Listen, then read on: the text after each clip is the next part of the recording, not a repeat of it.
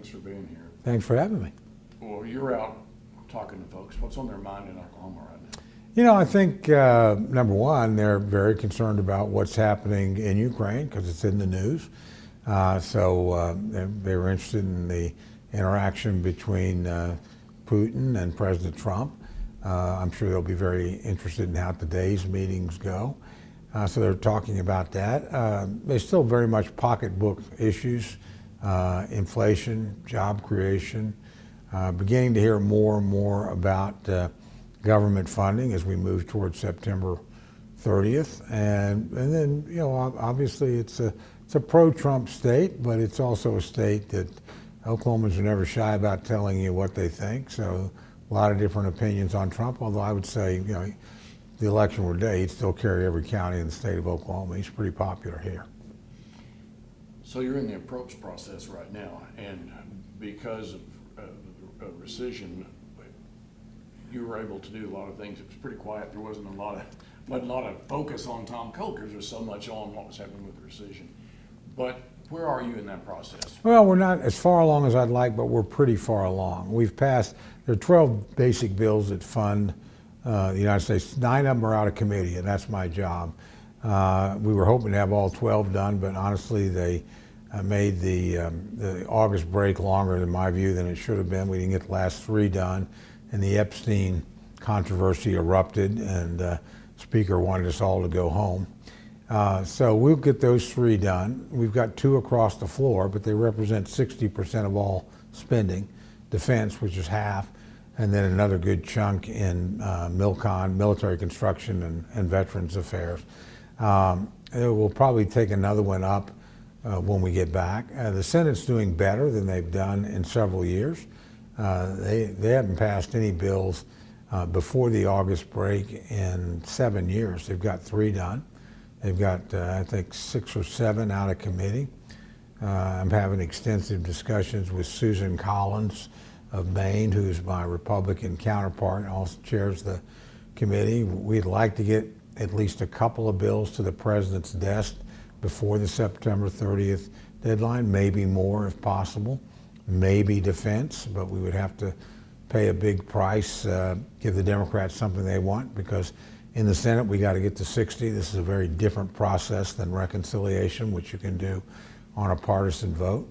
And anytime they get to 60 in the Senate, I lose at least 30 votes in the House because they had to move further to the left to get the Democrats. So we're trying to figure out how much can we get done. We probably need at least a short-term CR, continuing resolution to keep the government functioning as we negotiate out. But it's really very hit and miss. I think the Democrats are having a very hard time getting their footing with Trump. You know, when we did the continuing resolution in March, I think the Democrats did the only thing they could, which was fold and keep the government open, and Chuck Schumer got hammered by his own side for doing that. So whether or not he's strong enough to make a deal, because we do have to get to 60 in the Senate, and as I said, when we get to 60 in the Senate, I can't count on, you know, unanimity amongst House Republicans. We only have a 3-vote margin, so I have to go fishing for Democrats, and so they'll be at the table at that point. The biggest issues that we hear of, people talk about, have been, of course, the stuff that Alex is covering every week. Wedgetail, National Weather Service, all those things that were happening in reconciliation. For folks in Oklahoma that are very pro-military, they hear these. Wedgetail's actually happening.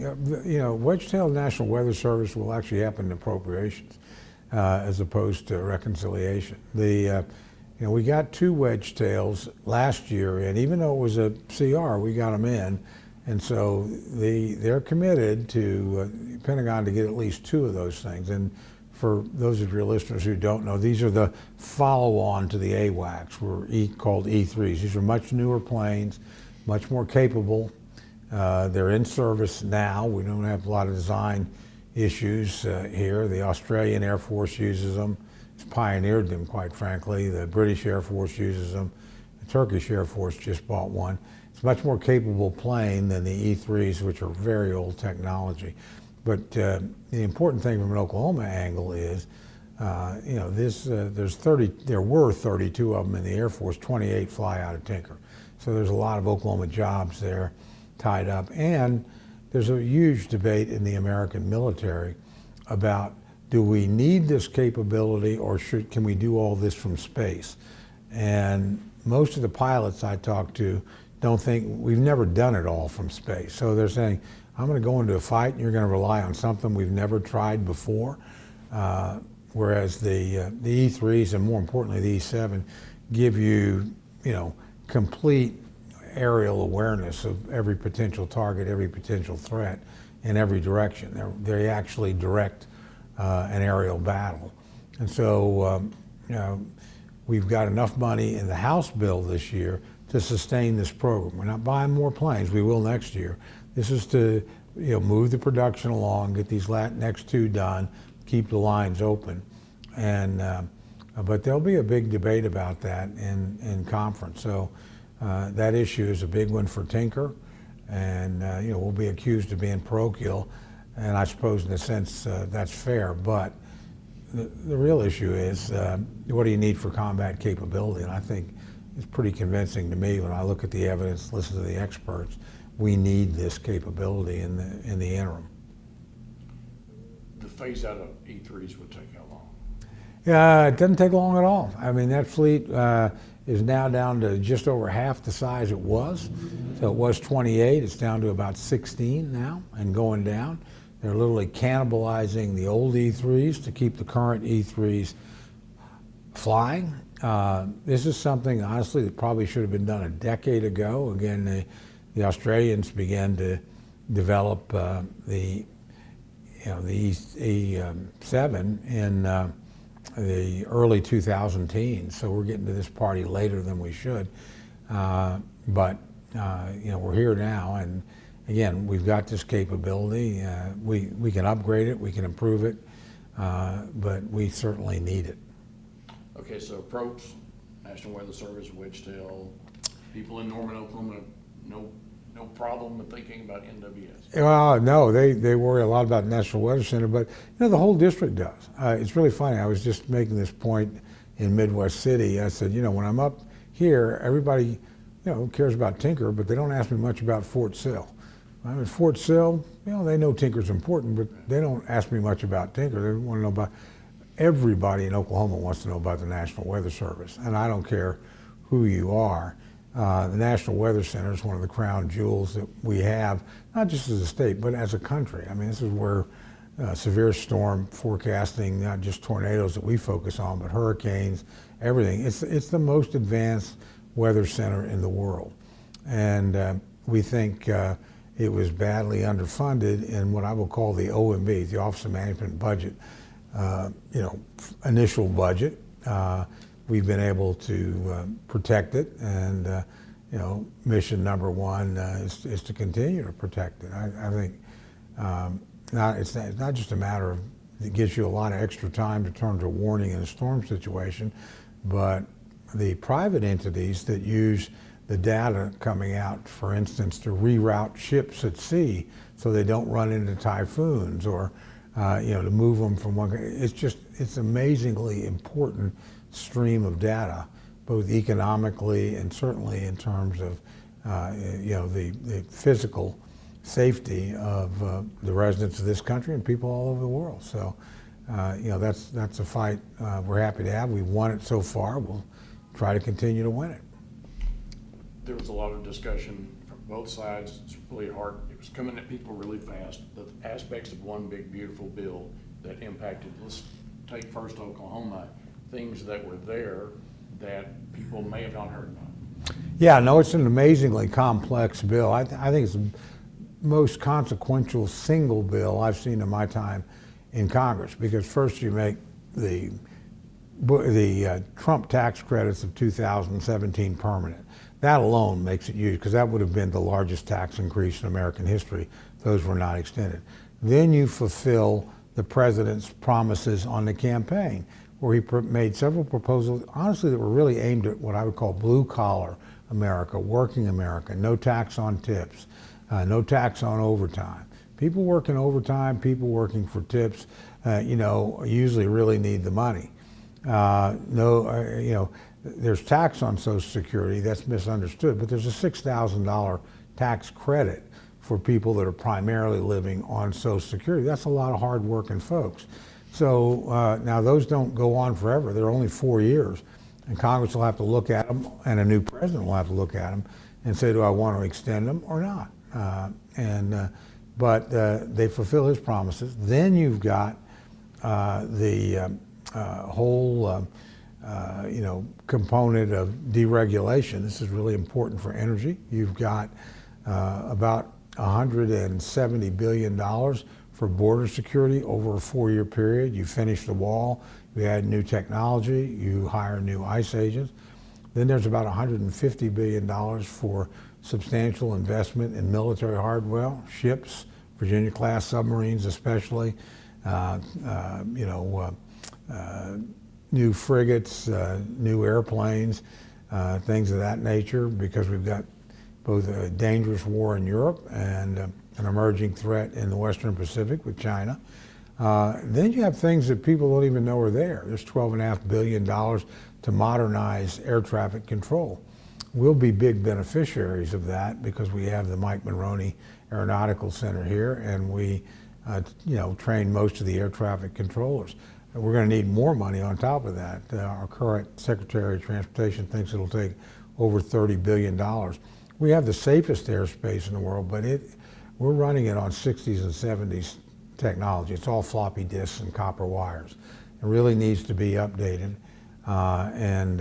This bill actually, nobody talks about it, but it's the biggest single investment in improving air traffic safety that we've seen in a long, long time. You still comfortable flying? I am. I have complete faith in the pilots, the air traffic controllers. I think people take their jobs that are in those positions really seriously, and I do a lot of flying, and the stats don't lie. I mean, it's by far the safest way to travel, but I also want to give them the very best that they can have. I think American airspace ought to be the safest in the world. We're the leaders here. We know what to do. We just need to spend the money it takes to do it. So you go in and out of Reagan a lot, and there's been a lot of stories about so much traffic there. Is that something that concerns you? That the first thing the FAA needs to be concentrating on is that corridor right in there? They're doing a lot in Newark too. New York, of course, is very busy airspace. But yeah, it does concern me. I think some of it can be taken care of. I have to say, when you look at the number of near misses, the fact why they were running helicopter training missions next to one of the busiest airports in America is just beyond belief to me. And the argument is, well, in case we had to get in and out of Washington. I remember talking to a friend of mine in the military, a guy I have a lot of faith in, and I said, well, we train you in urban combat too, but we don't do it in New York City. It's a little dangerous. So there's no excuse for the number of military missions we had around that airport. That has been cut back pretty dramatically, and people don't need to be flying helicopters from Fort Meade up to the Pentagon. They get in a car like everybody else and come on up. But again, I have a lot of faith in our new Secretary of Transportation. Sean Duffy's a guy that I served with for his 9 years in Congress. Of course, he's a media personality on Fox. Brilliant communicator, but he's a brilliant congressman. I mean, he was a serious legislator when he was there. He's got a lot of friends. He's moving very aggressively. So he's already been out here to Mike Monroney. He came right after that terrible disaster. To see what we were doing up here with air traffic control, he's shaking things up there in the right way, actually working with, we got great professionals at Mike Monroney. I mean, again, that's another asset that people forget about. After Fort Sill and Tinker, it's the third largest single site employer in the state of Oklahoma. So. From your seat in appropriations, you're watching what's happening economically. A big portion of our economy right now is based upon all the spending that the Mag 7 are doing. We're an energy producer in Oklahoma with all of these that the governor wants to push all of these out. Wind and solar, and there's some pushback in the state, but you see what's happening from an energy standpoint. There's just not enough being made, and there's more needed.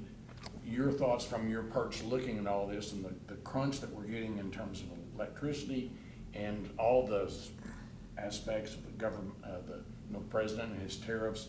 We're trying to do things. We just decided to sell some of those NVIDIA chips to China. I can't really understand what was bad about them before or what's bad about them now, if there was maybe a security risk.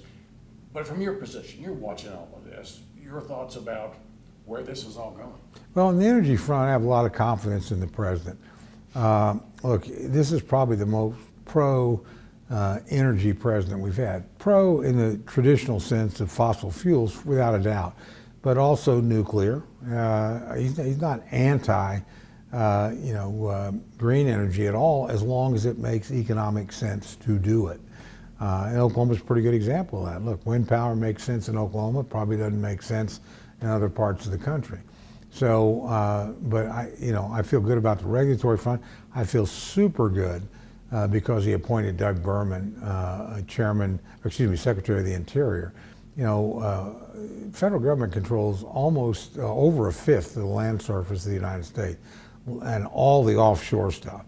And we get a quarter of our petroleum offshore, a lot of our natural gas too.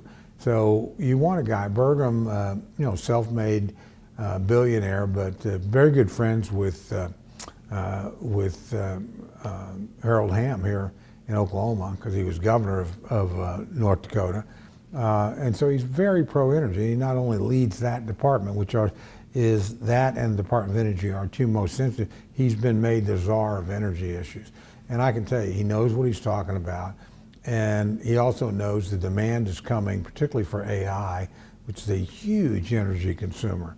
So I think we got the right guy in place to deal with the energy challenge and to take advantages of the assets we have. And, again, I think Donald Trump, knows what he's talking about, has people that know what they're talking about, and had a great record his first term on energy, and I think that'll continue.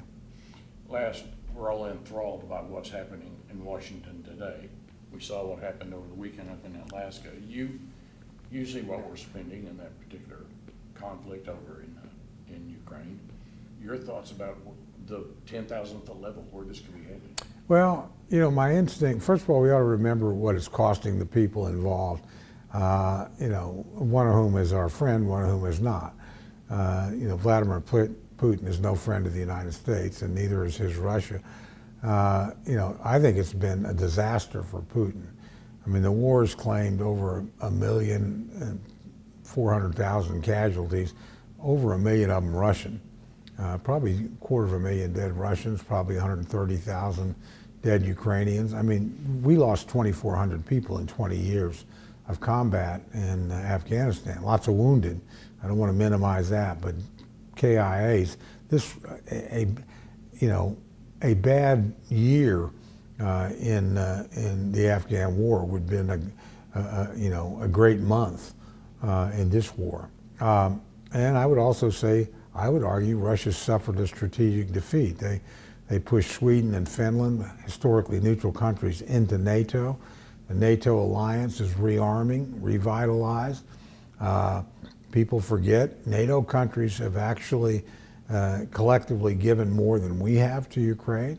And there's a dozen countries in the world that have given a larger percentage of their GDP and their federal budgets, their national budgets than we have. That's good, they should, they're closer. But this has been a collective effort. But I think it's dangerous to allow Putin to achieve by force of arms and to relitigate a border in Europe. And he got away with it during the Obama administration when he took Crimea. Got lost on me. He didn't do anything when Donald Trump was president.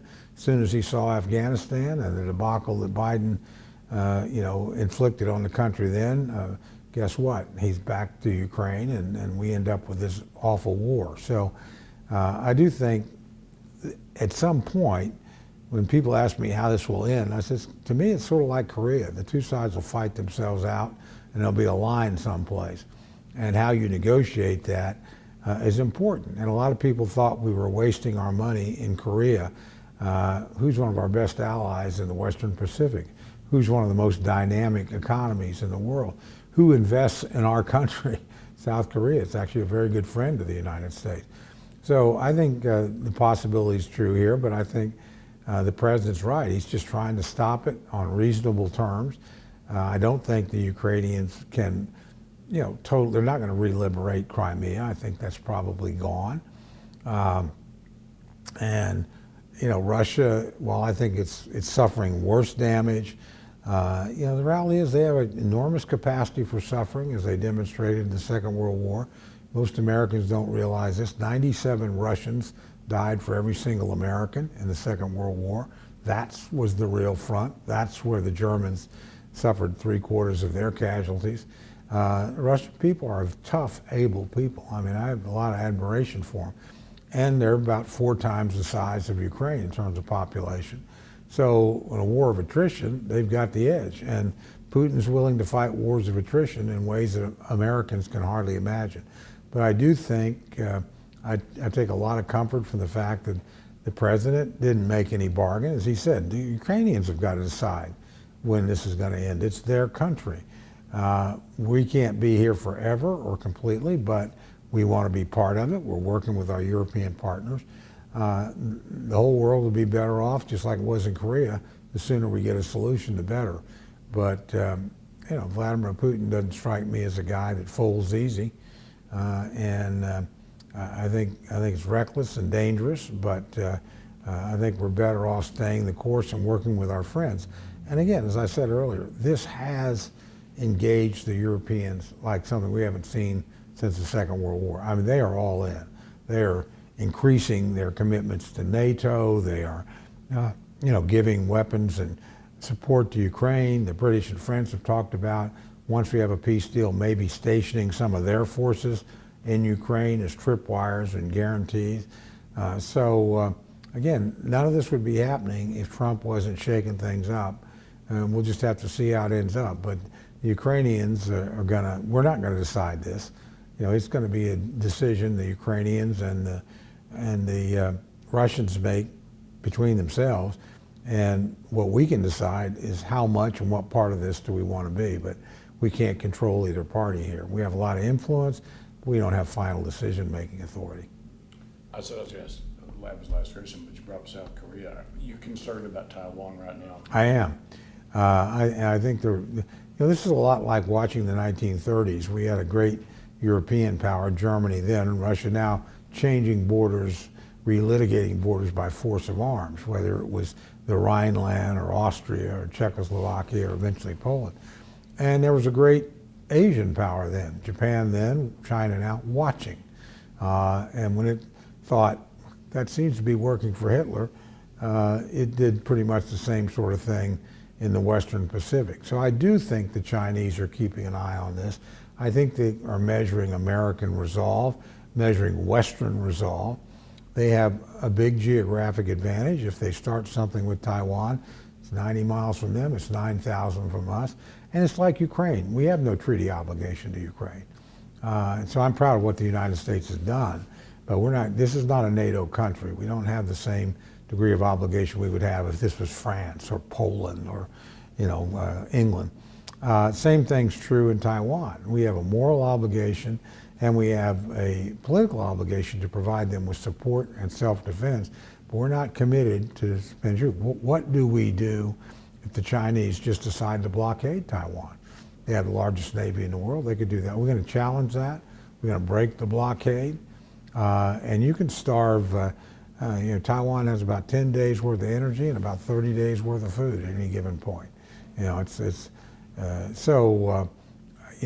want the Chinese to learn the right lessons watching Ukraine, not the wrong ones. And that means Russia needs to have some sort of strategic setback or defeat.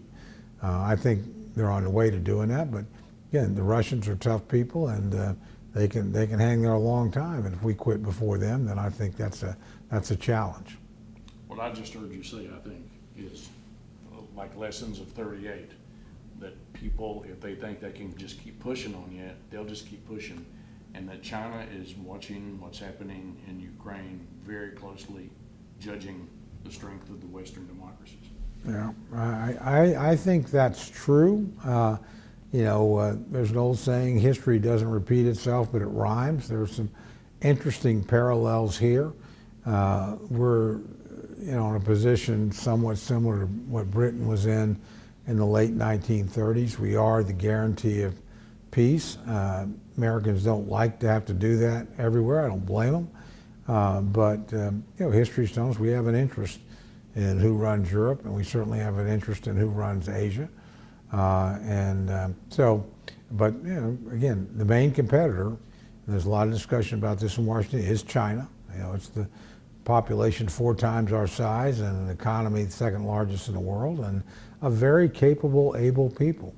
One that we need to recognize is, planning to be the dominant power on the globe. And why not? For most of their history, they were the dominant power on the globe. So they look at the last 500 years as kind of an unusual interregnum, but they intend to restore what they consider the natural order of things. That doesn't mean we can't live and work with China. We need to.